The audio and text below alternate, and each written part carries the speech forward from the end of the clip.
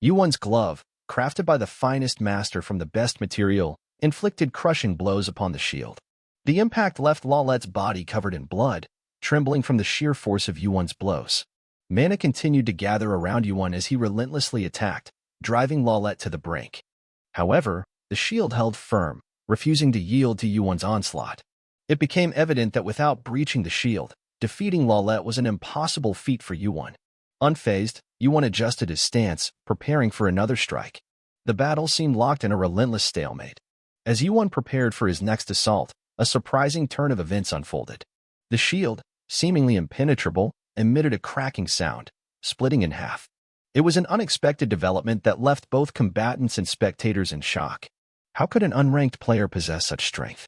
Faced with the imminent danger to Lalette, Thal stepped into the fray. Swiftly, he handed his shield to Lalette, instructing her to focus on defense rather than attack. The strategy was clear: minimize the severity of the punishment by having only one player engage Yuan. Thal, now an additional adversary, lunged at Yuan, vowing that he would regret challenging them. In response, Yuan retrieved a blade from his inventory. Thal's sword extended, revealing a serious power emanating from his body. With no shield to protect himself, Yuan aimed to counter Thal's sword with his own. Activating the Heavenly Step skill, he leaped into the air, calculating the trajectory with his flame eyes and enhancing his sensory field. In a sudden twist, Yuan vanished from sight, reappearing on the ground with an explosion of mana and a flash of light. Thal swung his sword, but each blow was deftly blocked by Yuan's blade. The penalty for attacking a player resulted in Lalette being covered in blood, not from Yuan's blows, but from the repercussions of their actions. Realizing the urgency of the situation, Yuan decided to escalate the battle. Demonic energy, a formidable force, was unleashed alongside mana. The two energies clashed, sparking and glittering as they sought dominance. Yuan, with a limited time frame, resolved to channel all his accumulated energy to break through the seemingly impossible circumstances. A thunderous explosion shattered the tranquility of the night, casting a blinding light across the training ground. In its wake, chaos ensued as rocks and fragments of earth rained down, marking the destruction of the once serene area. Thal hurriedly approached Lalette, knowing that the punishment from the tower awaited him. Lalette, now slumped over his sword, appeared unconscious, his body limp and weakened. Thal speculated that Yuan had employed both demonic energy and mana simultaneously, causing this catastrophic outcome. In the darkness, Yuan's fiery eyes glowed, revealing the intensity of the power he had unleashed. As the dust settled on the ruined training ground, an unexpected figure materialized before Yuan, King Lancelot of Britain. This encounter mirrored the night of treason that Yuan had envisioned, and Lancelot wore precisely the expression Yuan had imagined. The knights, finding it challenging to kneel before their king, began to apologize. Lancelot declared that Lalette and Thal had been sentenced to death for attempting to defame Britain. In a swift motion, Lancelot swung his sword, severing Lalette's head, and then proceeded to decapitate Thal. Blood cascaded from the lifeless bodies, creating macabre fountains. Lancelot justified the executions, claiming that the two men had dishonored the land. Arthur's voice resonated in Yuan's mind, roaring like a lion. Despite his anger, Yuan understood the necessity of not challenging Lancelot openly. Killing the king in front of his subjects would only paint him as a hero defending Britain, a situation Yuan sought to avoid. Meanwhile, an egg in Yuan's inventory, previously dormant, stirred with a newfound energy, hinting at the presence of an external force within Yuan's body. Lancelot approached Yuan, expressing regret for the behavior of his knights. In an attempt to mitigate the unpleasant encounter, the king invited Yuan to a meeting at the palace. However, Lancelot stayed behind as Yuan departed, wiping the smile off his face. In retrospect, Lancelot realized his error. He should have dispatched more knights to eliminate Yuan. Observing from a distance, Merlin, the wise sorcerer, had used his skill to restore order to the damaged ground, leveling it to its previous state. As the knights resumed their training on the now repaired ground, Yuan found himself summoned to the royal palace. The palace, a grand structure adorned with towers and a tall spire, exuded a regal aura. In a beautifully decorated hall, Kim Yuan and Lancelot sat at an imposing white table, facing each other. The table, set for two, boasted platters of meat and vegetables, complemented by glasses filled with wine. Yet, amid the luxurious spread, Yuan detected the unmistakable scent of blood. Refraining from partaking in the feast, he sat silently, observing as Lancelot indulged in the offerings before them. Lancelot extended an offer to Yuan to try some meat, but Yuan declined, expressing his dislike for that type of food. The king inquired about how Yuan had encountered Merlin since Merlin had started appearing more frequently in Camelot after Yuan's arrival. Despite Merlin being rarely seen before, he even came to the drill ground yesterday after everyone had dispersed. Yuan explained that he had met Merlin by chance. While wiping his lips with a handkerchief, Lancelot covered a facial expression of disbelief with a smile. He began spreading some mana to enhance their communication, blocking the player's set with his mana so Yuan couldn't send a message to anyone. Lancelot revealed his knowledge of Yuan possessing the sea stone and urged him to give it to Poseidon. Although Lancelot could take the stone by force, he preferred Yuan to willingly hand it over. Lancelot wanted Yuan to swear allegiance to Poseidon in return, as Poseidon promised to help Yuan. Yuan pointed out that just yesterday, Lancelot had wanted to kill him, and now he had changed his mind abruptly. Uninterested, Yuan got up from the table, prompting Lancelot to turn pale with a pulsating vein in his neck. Lancelot, infuriated, shouted about Yuan not understanding who he was dealing with. Despite coming from a dinner party without eating, Yuan took a piece of dry bread from his inventory and left the palace.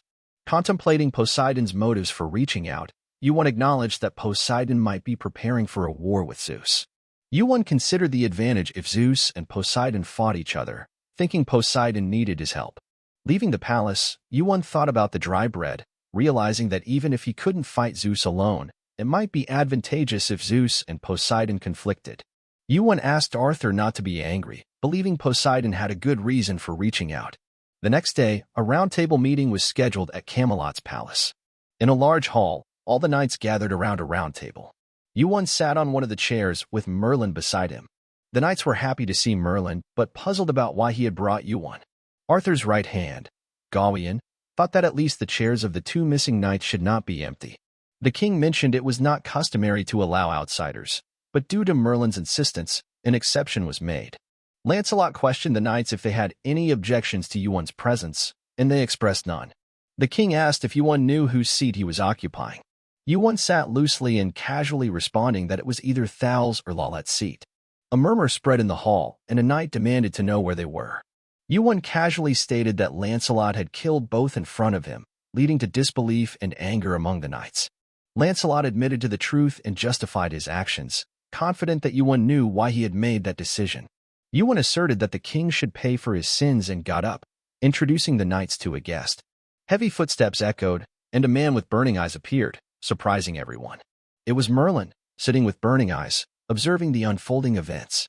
Lancelot, unable to believe his eyes, questioned the authenticity of the figure before him claiming to be King Arthur. Doubt clouded his mind as he suspected it might be some pretender, a double of the legendary king. The knights in the hall rose and saluted Arthur, but Lancelot hesitated, torn between loyalty to his king and the unsettling feeling that something was amiss. Attempting to ascertain the truth, Arthur began questioning each knight about personal and intimate details known only to them. Lancelot, in a state of desperation, pondered how to expose the potential pretender. The certainty of Arthur's death lingered in his mind, yet unraveling the identity of the double proved challenging. Recalling a past encounter, Lancelot remembered Yuan, a mysterious individual who had arrived in Britain with a demon capable of reincarnating into anyone. Suddenly, Lancelot called for silence, capturing the attention of the knights. He boldly declared that the Arthur standing before them was a pretender, implicating Yuan and the demon son of Belial. The revelation stunned the knights, their allegiance wavering as they grappled with the idea of Arthur being a pretender. Lancelot, fueled by determination, unsheathed his sword, convinced that if it was indeed a double, their true face would be exposed. However, Yuan, the source of this potential deception, intervened and demanded Lancelot to drop his weapon. In a swift and unexpected turn of events, Lancelot swung his sword, only to have it clash with Merlin's staff. The hall resonated with the sound of steel meeting steel, leaving everyone in shock. Merlin, with his eyes glowing green, halted Lancelot's attack, revealing the true identity of the figure claiming to be Arthur, Mamos, who had narrowly escaped a lethal strike. The knights erupted in indignation, betrayed by the unexpected deception. Yuan questioned Lancelot's certainty about Arthur's identity, and with a sinister smile, he raised his hand, prompting a brilliant light behind him. From the radiance emerged a massive orc with fiery eyes and fangs. Approaching Lancelot, the orc claimed that it had been a long time since they last met, freezing Lancelot with a realization. This was the real Arthur. Merlin commanded that no one interfere. Arthur and Lancelot needed to have a conversation. Arthur, curious and slightly bewildered, inquired about Lancelot's knowledge of the pretender. In a dramatic twist, Hyun unscrewed the tip of Arthur's sword, revealing a gold ring, a royal seal symbolizing Arthur's authority. There were only two such seals, one belonging to Arthur and the other to Arthur's son. The revelation unfolded as Lancelot confessed that Arthur had given him the second seal, signifying that he was chosen by the king to be his successor. However, Arthur countered, stating that his son possessed the second seal. The truth hung in the air as Lancelot faced the impossible dilemma of explaining how he came to possess a seal that, according to Arthur, should belong to his son. Realization dawned on the knights as they pieced together the puzzle. Lancelot backed into a corner, smashed a window, and made a daring escape, jumping out of the castle. The knights, still grappling with the shock of the situation, hesitated before rushing after him. Arthur, however, halted their pursuit, cautioning that chasing Lancelot might incite chaos across Britain. Meanwhile, Lancelot found himself near the walls of Camelot, taking advantage of the knights guarding the castle to open the gates for his escape. As he fled the castle, confusion and disbelief reigned among the knights. Lancelot's attempt at escape was short-lived, as an invisible barrier halted his progress. Witnessing Lancelot's erratic behavior, the knights at Camelot's gates were left perplexed, uncertain if his actions were a result of madness or a deeper revelation yet to unfold.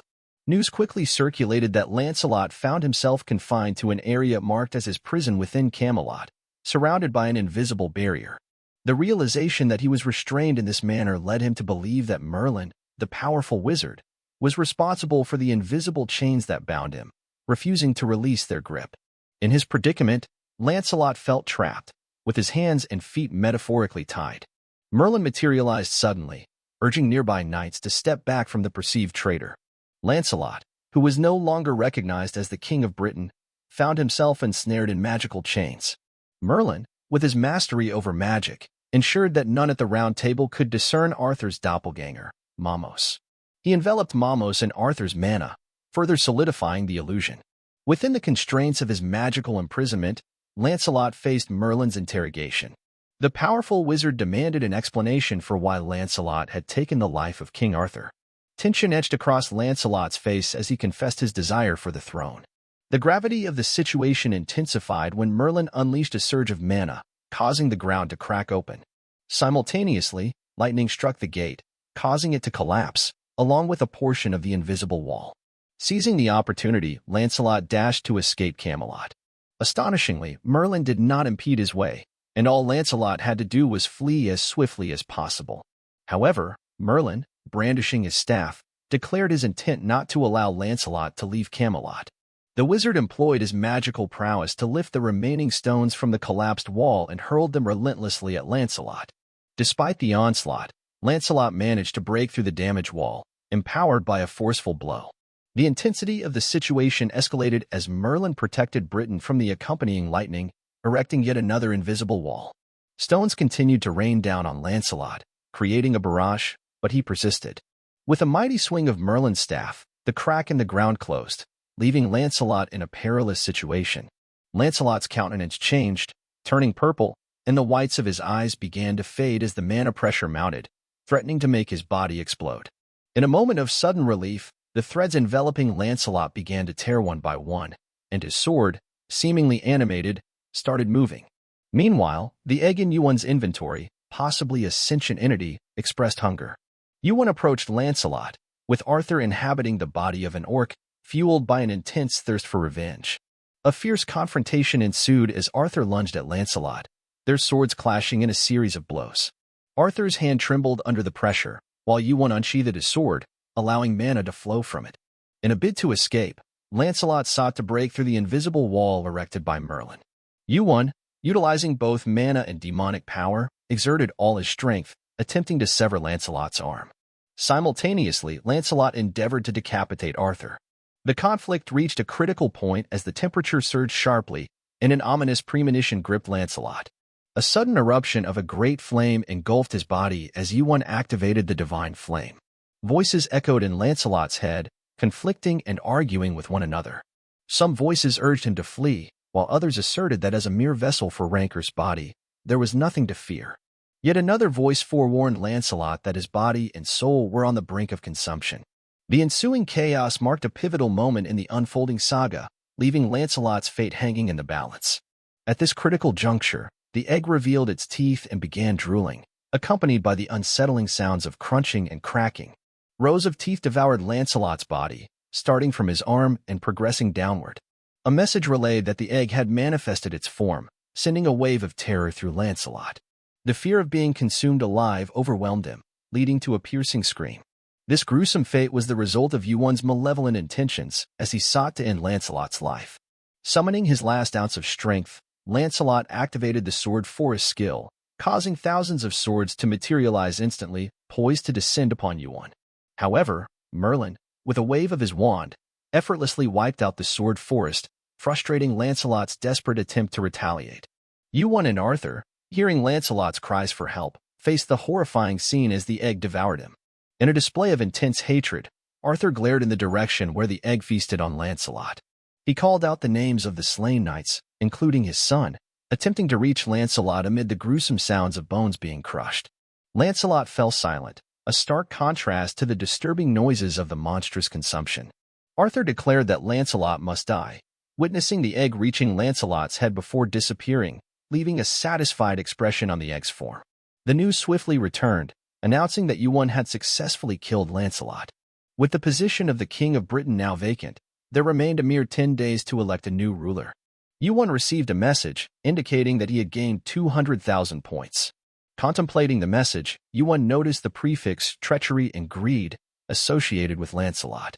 The outer gods, named Stupid Chaos, Swamp Darkness, Despair to Heaven, and Unborn, seemed to play a role in the chaos planted within Lancelot, linked to his greed. The egg, displaying peculiar behaviors, sent messages to Yuan, scratched its belly, and even sang a song. Its incubation rate neared 100%, having consumed sustenance for an extensive period, possibly longer than its feast on Orochi.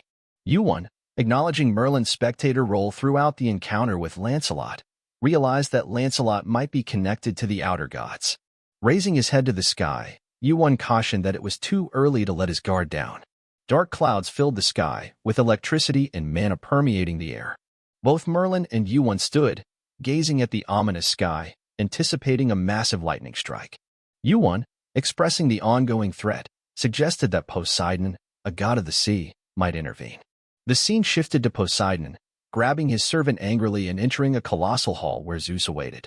Poseidon informed Zeus about Lancelot's defeat in Britain, emphasizing that he could have accomplished it himself. The two gods discussed the unfolding situation from a balcony. Zeus, characterized by golden hair and a white robe, asserted that there should be no communication between Olympus and Britain. To enforce this, he decided to erase everything, conjuring a powerful bolt of lightning. As Zeus raised his thunderbolt hand, Poseidon voiced concerns that the administrators wouldn't approve of such drastic measures. Having consulted with the administrators, Poseidon mentioned that they had sanctioned only one lightning bolt. Meanwhile, Yuan and Merlin, still observing the ominous sky, noticed its reddening and felt the air tense with anticipation. Yuan informed Merlin that Zeus had initiated the action. A message then arrived, announcing the creation of a new test, the destruction of Camelot. In 5 minutes, lightning would strike Camelot, and the impending catastrophe had to be thwarted. Torn clouds slowly crept across the sky, signifying the impending danger and the urgent need to intervene. If this was a test, then Zeus had managed to negotiate with the steward, Merlin. Merlin had said that if Zeus destroyed Camelot, Olympus would be punished. A message came that lightning would strike in 5 minutes. Merlin told Yuan that time was short and urgent action was needed. The magic circles created by Merlin filled the earth. Merlin wanted to save Britain. This was the kind of magic Yuan had never seen before. There was a reason why Merlin was the most powerful magician in Britain. Yuan thought that it wouldn't be enough to stop Zeus's lightning. He activated the flaming eyes and looked at the sky. Yuan received a message that Sun Wukong was watching him. Yuan was surprised and ignored the message. There would be no more ignoring. The lightning would strike in 3 minutes. Yuan asked the sage equal to heaven to help them, as he was watching all of this. Sun Wukong asked why he should help. Yuan replied that they would all die if he didn't. Sun Wukong didn't want to get involved. Yuan said that Sun Wukong had followed him in vain after all. He had spent several days looking for Yuan. Sun Wukong said that Yuan could just run away instead of standing still. Yuan replied that he couldn't leave the place. Yuan again asked Sun Wukong to help them just once. The clouds were already heralding the approach of the lightning. The sky was filled with red light, and the lightning in the clouds roared like an angry beast. A young man jumped down from the sky. He landed between Yuan and Merlin. He was the great Sun Wukong, a man with blonde hair and golden eyes. He said he could finally see Yuan. Yuan asked him to hurry because there was less than a minute before the lightning struck. Sun Wukong repeated that he would only help once, but Yuan said that he wouldn't ask for more. Sun Wukong smiled, and at that moment, the court of Camelot began. The sky was filled with yellow light, and there was a roll of thunder among the clouds. The great sage equal to the sky raised a long staff in his hand. The staff began to grow and rose into the sky to an incredible height. Yuan and Sun Wukong froze in anticipation. Zeus raised his hand, and a bolt of lightning formed in his hand. He threw the lightning at Camelot with great force. There was a loud explosion. A blazing light filled the sky. Merlin used his magic, but it wasn't enough. The lightning was too powerful. Zeus's bolt and Sun Wukong's staff collided in the sky. Merlin's defensive wall was shattered by the lightning. The Great Wise One's staff was able to withstand the lightning. Yuan looked at the two powers colliding in the sky. It was an incredible sight, but it was impossible to block the lightning completely. Yuan's yellow eye glowed on his glove. Yuan looked at Kaini and decided that it was time to act. Sun Wukong looked confused. The lightning that collided with the staff was too strong. Since the staff was a copy of the real one, it couldn't completely neutralize the lightning in an instant. Yuan jumped onto the shoulders of Sun Wukong, who was holding the staff. Yuan climbed up and exposed his body to the lightning. Somewhere below, Sun Wukong shouted that Yuan had gone to his certain death. Sun Wukong's eyes turned red, and he saw what was happening in the sky. Gradually, the lightning began to fade, and gray ash began to fall from the sky. Kaini reacted to the lightning. The four elements of clothing protected Yuan from electricity. The lightning penetrated Yuan's protective clothing. The divine dark crystal also began to respond to the lightning. Zeus's thunderbolts were forged by Hephaestus using the divine celestial crystal. It was the one that Kaini responded to. Yuan realized the connection between the lightning, the divine dark crystal, and the stone of all seas. They were once one and reacted to each other. Yuan's black glove began to absorb the power of the lightning. Kaini was saturated with the lightning. Yuan received an electric shock, but the four-element robe still protected him. Despite coming a long way to become stronger, he realized that he was not strong enough to face Zeus alone. Another electric shock hit him, this time at a higher level. His mouth was bleeding, and the four-element robe no longer protected him. Kaini continued to absorb the lightning, but the electric shock had already reached level 5. Yuan could no longer withstand such electrical stress and began to fall. The last thing he thought as he lost consciousness was that it was over. Yuan fell at a tremendous speed since he was unconscious and had no control over his body. Sun Wukong and Merlin looked at Yuan in horror, realizing that he was about to fall. In an instant, Sun Wukong jumped up to where Yuan was about to fall and picked him up in his arms. A message appeared that the destruction of Camelot had been stopped. Poseidon looked at the bottom of the pond, and the water was completely dry. Zeus said that he had failed to destroy Camelot, thwarted by the Great Wise One equal to the heavens. Poseidon asked Zeus why his dream would become an enemy of Olympus. Zeus replied that the Great Wise One was fearless and did not care whether he had enemies or not. Zeus told Poseidon that it was impossible to kill the Sun Wukong, so it was not beneficial for them to make him their enemy. Poseidon said that it was not the Sun Wukong himself but his clone. He asked how he handled the lightning. Zeus replied that it was all Kim Yuan's fault. Poseidon thought for a moment, realizing that something had to be done, as news of what had happened would soon reach Asgard. Poseidon asked Zeus if he had a plan, as it was unprecedented for a mere player to block the lightning. The Asgard would soon know all about it. Suddenly, there was a rumbling sound, and Zeus gathered lightning. Several bolts fell from the sky and landed in Zeus's hand. He pointed them at Poseidon and said, "All for the good of Olympus."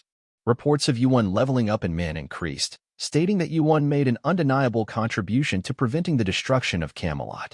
Yuan received 1 billion points and was rewarded with a lightning particle and electricity resistance. When it became clear that Yuan was going to fall, Sun Wukong took him in his arms and carried him into the castle. Sun Wukong kept thinking about why he helped Yuan. Yuan talked to him like a friend. As Yuan's consciousness ebbed and flowed, his whole body hurt. He tried to stand up on the bed, realizing he had been lying in complete darkness for days. On his bed was the Dark Knight's sword, which helped him recover his health during the dark hours of the night. Therefore, the room in which Yuan sat was shrouded in darkness. He perched on the edge of the bed, a sense of disorientation lingering. Merlin, the sorcerer, entered the room, his face etched with concern. He informed Yuan that he had been unconscious for 5 days. During this period of unconsciousness, Zeus's thunderbolts, an integral part of Yuan's abilities, had vanished. As Yuan examined his glove, he discovered a new skill, lightning particles. The unfamiliarity with this newfound power became evident as small lightning bolts unpredictably scattered throughout the room. Merlin, witnessing the chaotic display, was outraged.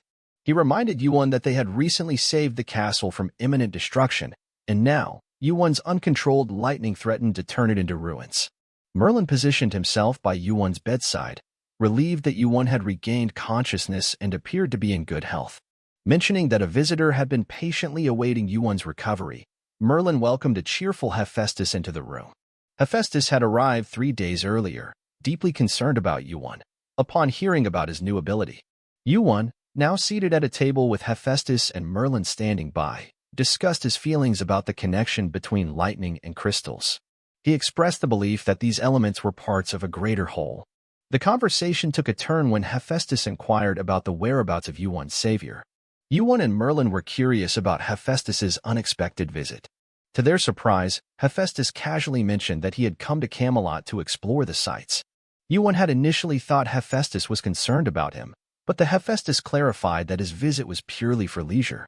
Yuan hid a smile as Hephaestus, known for his tough exterior, insisted that he was there only for sightseeing. Hephaestus's tone shifted when he asked about the Stone of All Seas. Merlin was taken aback, as the legend of this stone had transcended through the worlds of the 20th century. Yuan revealed that he had the sea stone with him and explained that he had requested Hephaestus to enhance it. The Hephaestus recalled the request and shared his plan to set up a forge in Camelot. Merlin, pleased at the prospect of having the best Hephaestus in the tower working in Camelot, witnessed the camaraderie between Yuan and Hephaestus growing. Hephaestus presented 2 kilograms of adamantium, the finest metal, to enhance the power of the stone. Yuan offered 1,250,000 points, including production costs, but Hephaestus, known for his love of money, found the amount insufficient. After some negotiation, Yuan increased the offer to 14 million points, and Hephaestus reluctantly agreed. The transaction was sealed, and Yuan handed over the Stone of All Seas, radiating with a captivating blue light. Hephaestus clasped the stone in his hand, revealing that it would take approximately 4 days to complete the enhancement. As the news of Yuan spending 14 million points reached them, Merlin and a recovered Yuan strolled through the garden, engaging in conversation about the current state of Britain. Merlin expressed concern, stating that Britain was going through challenging times. Lancelot's influence had become so potent that the Round Table no longer believed in the return of King Arthur. The once unified Round Table was now divided into 2 opposing camps, a reflection of the turmoil within the kingdom. Merlin expressed that the rot should have been cleared long ago, allowing new growth to sprout.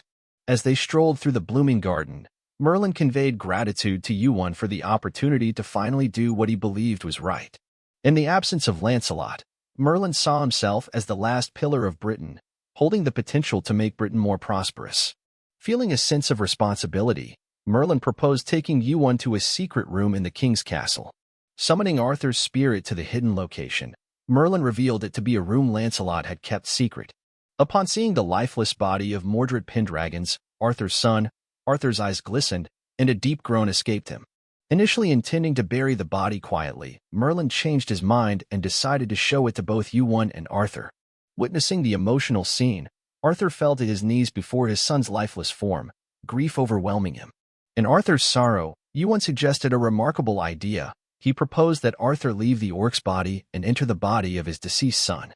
This idea hit Arthur profoundly, and he almost burst into tears, feeling responsible for his son's death. Yuan empathized, recognizing that if Arthur were to inhabit his son's body, he would carry the weight of guilt constantly.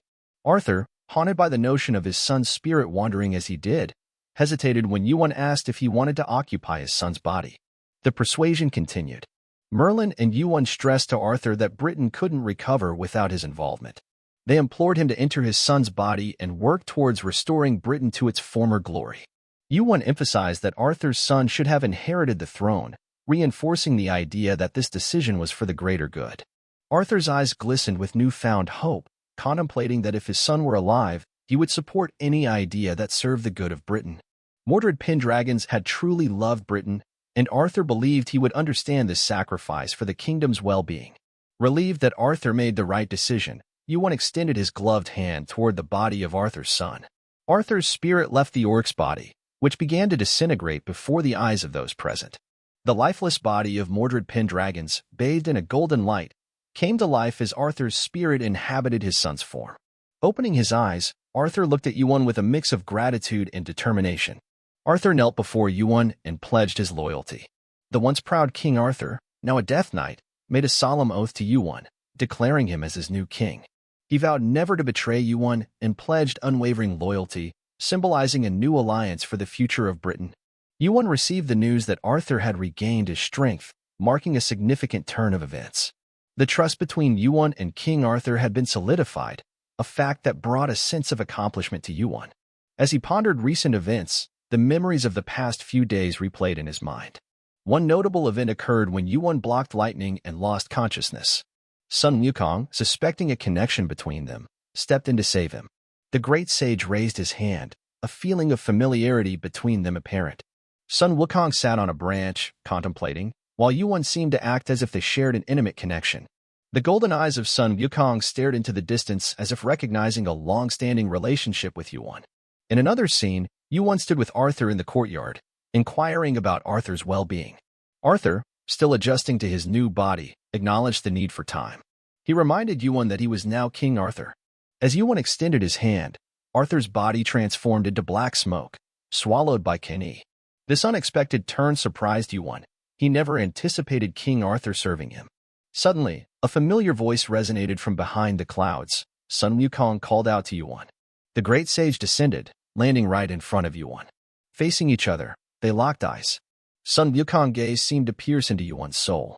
A silent exchange occurred as they stood, eyes locked, flames flickering in Yuan's eyes and golden flames in Sun Wukong, a feature originally found in monkeys from Manhwa.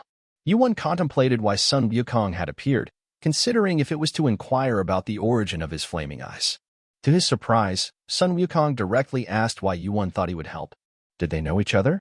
Yuan, acknowledging Sun Wukong as a great sage equal to heaven, responded by stating the widely known fact.